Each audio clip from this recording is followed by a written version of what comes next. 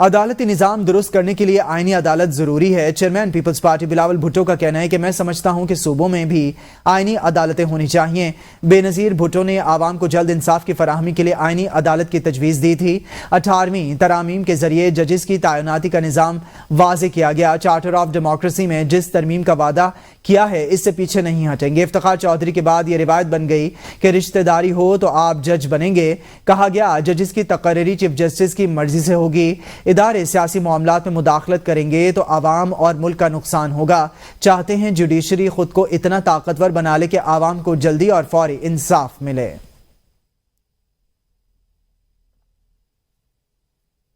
اگر ہمیں گولی کرنا پڑے تو ہم کھائیں گے، لیکن یہ قائد عوام کا وعدہ شہید محترمہ بے نظیر بھٹو کا وعدہ ہے کہ وکلا کی سیاست کا نتیجہ یہ نہ ہو کہ ہمارا جمہوری آئینی ریفارمز کو نقصان نہ پہنچے۔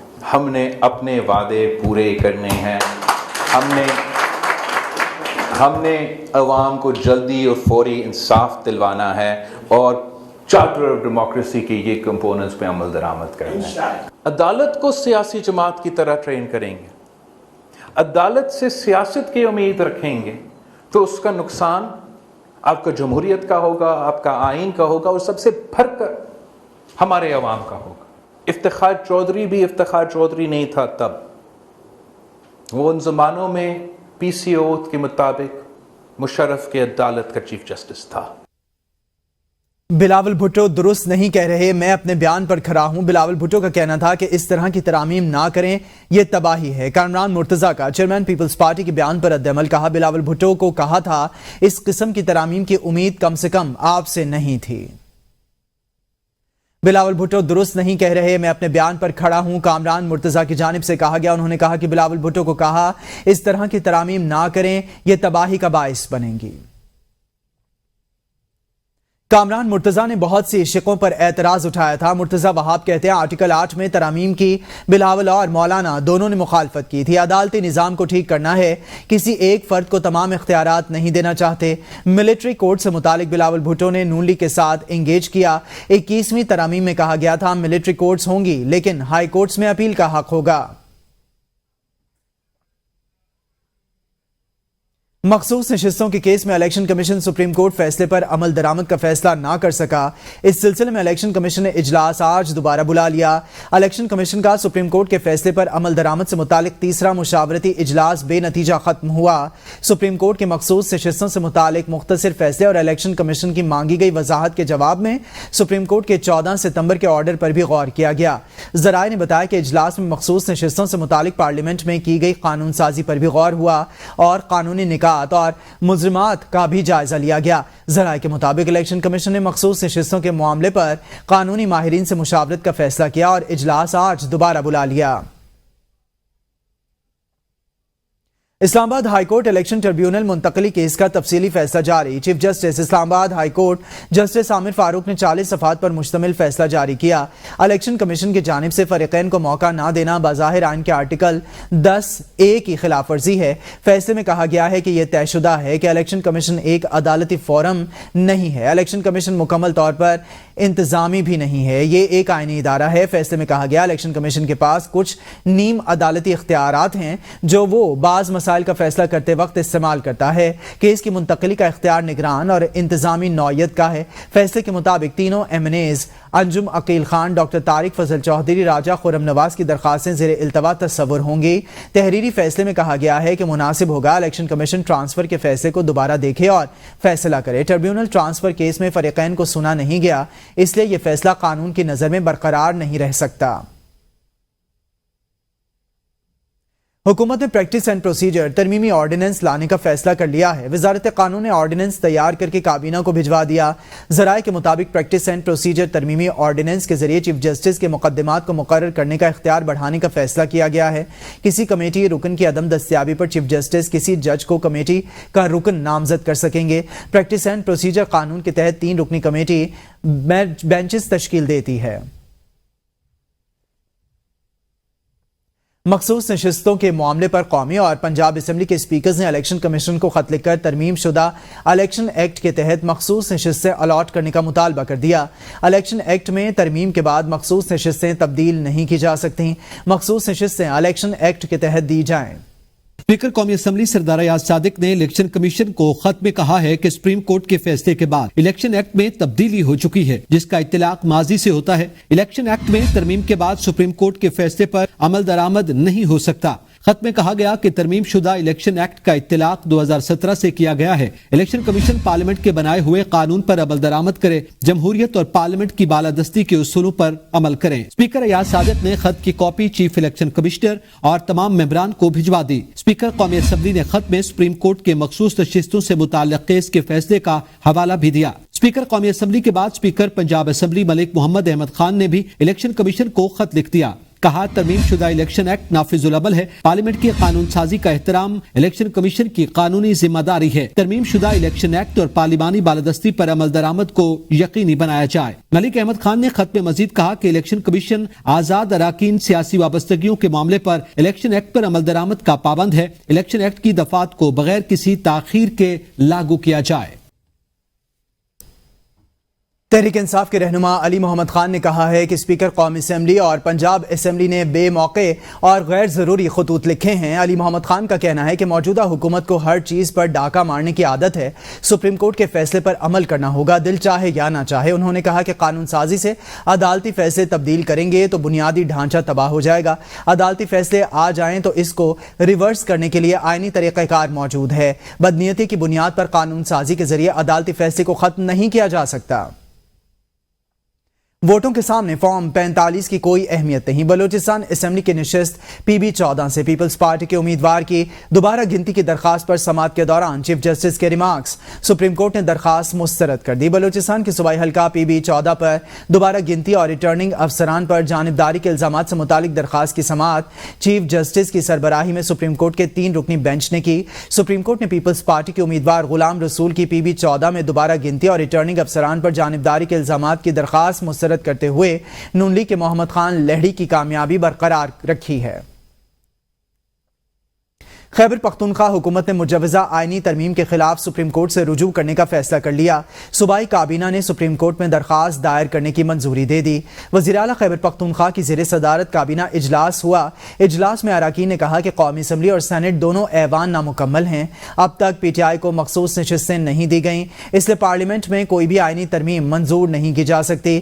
ذرائع کے مطابق آئینی ترمیم کے خلاف سپریم کورٹ نے قانونی ٹیم سے مشاورت کا کہا ہے۔ لیگل ٹیم کی مشاورت کے بعد باقاعدہ طور پر ڈرافٹ تیار کر کے جائزہ لیا جائے گا۔ اپوزیشن لیڈر عمر ایوب کی پارلیمنٹ میں صحافیوں سے گفتگو، کہا کہ مولانا فضل الرحمان نے واضح کیا ہے کہ ہمیں یہ مسودہ ناقابل قبول ہے، اگر یہ بل پاس ہو جاتا ہے تو ملک میں مارشل لا لگ جاتا۔ اعظم نذیر تارڑ اور بلاول بھٹو کو بھی مسودے کے بارے میں کچھ پتہ نہیں۔ خصوصی کمیٹی میں حکومتی عہدیداروں اور ان کے اتحادیوں کا منفی کردار رہا، یہ تمام لوگ کٹ پتلیوں کا کردار ادا کر رہے ہیں۔ حکومت قاضی فائز عیسیٰ کے لیے ایک سپر عدالت بنا رہی ہے۔ آئینی معاملات سپریم کورٹ میں آئینی بینچ بنا کر کیوں حل نہیں ہوتے؟ لاہور کا جلسہ ہر صورت ہوگا، بانی PTI کا یہ پیغام ہے۔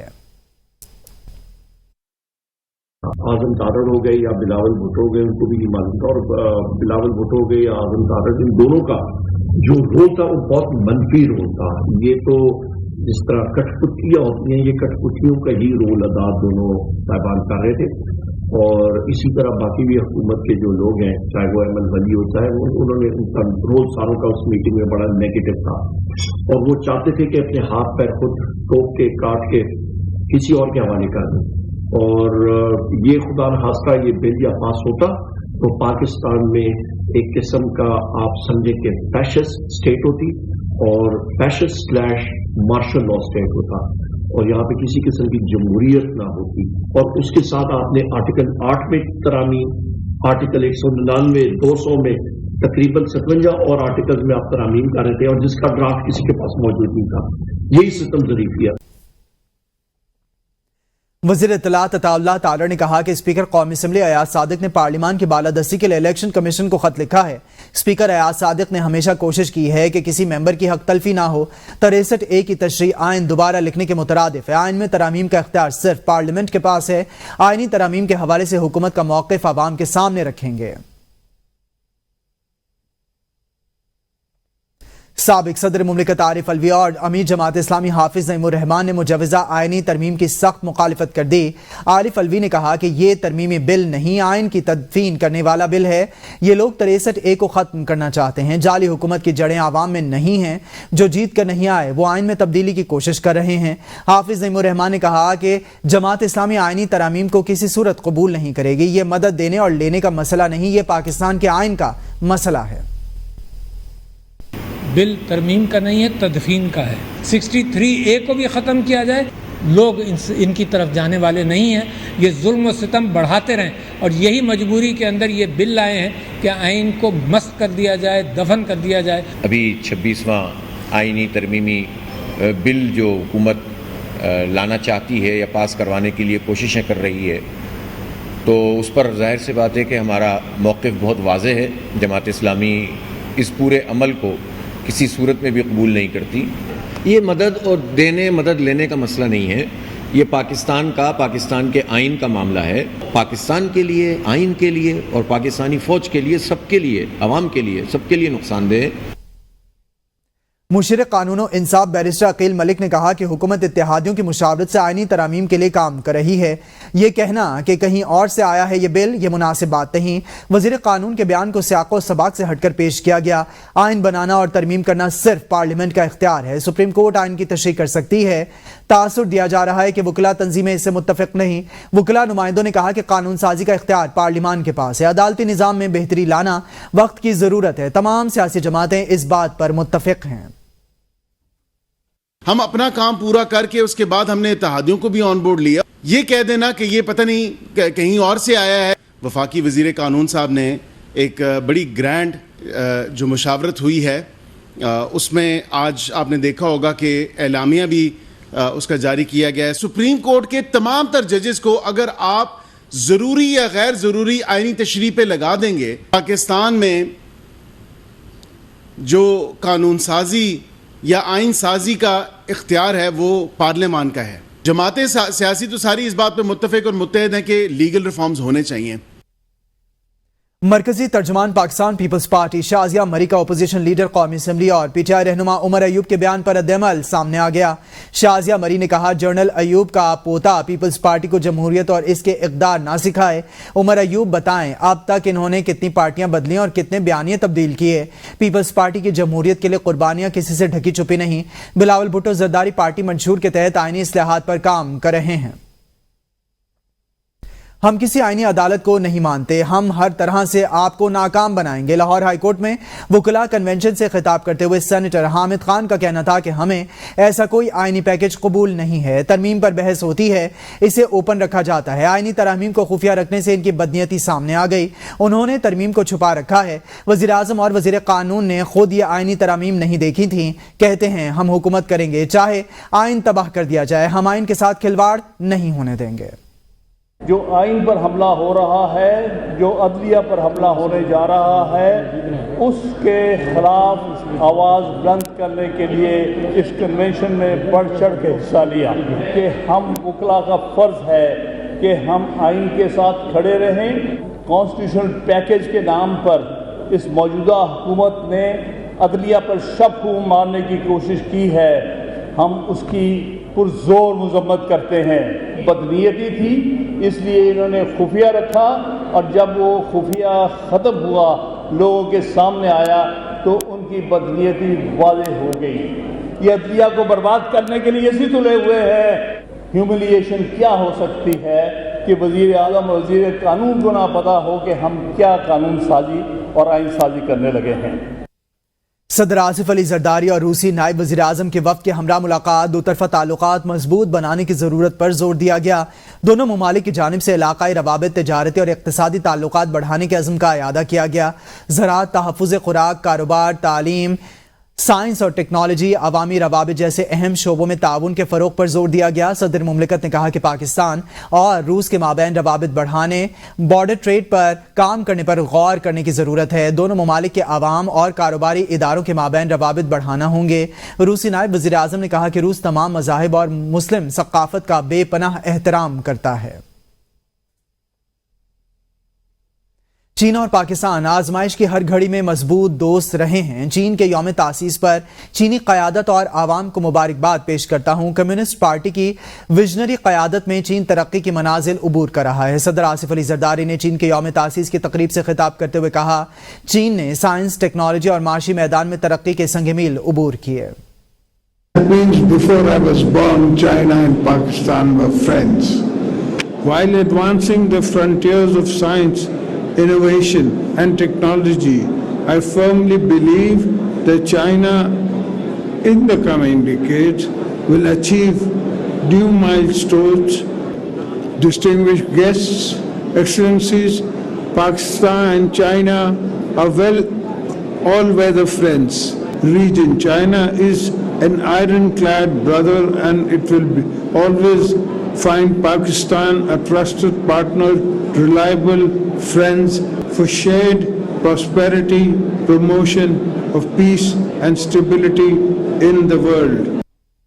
IMF کے ساتھ مذاکرات کے دوران چین کا مسلسل تعاون قابل تحسین ہے۔ پاکستان، ہانگ کانگ، تائیوان اور دوسرے عالمی امور پر چین کی حمایت کرتا ہے۔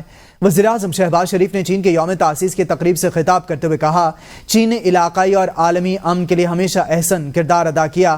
سی پیک فیز 2 کے تحت پاکستان اور چین کے درمیان B2B روابط بڑھیں گے۔ سی پیک فیز 2 سے IT، معدنیات اور دیگر شعبوں میں تعاون کو فروغ حاصل ہوگا۔ چین کے وزیراعظم کے آئندہ ماہ دورہ پاکستان کے منتظر ہیں۔ Pakistan's economy, and this CPEC Phase 2 will be between B2B,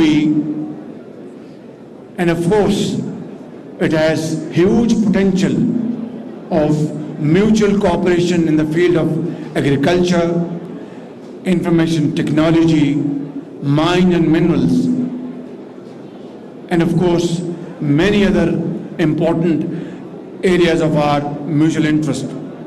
I'm very grateful.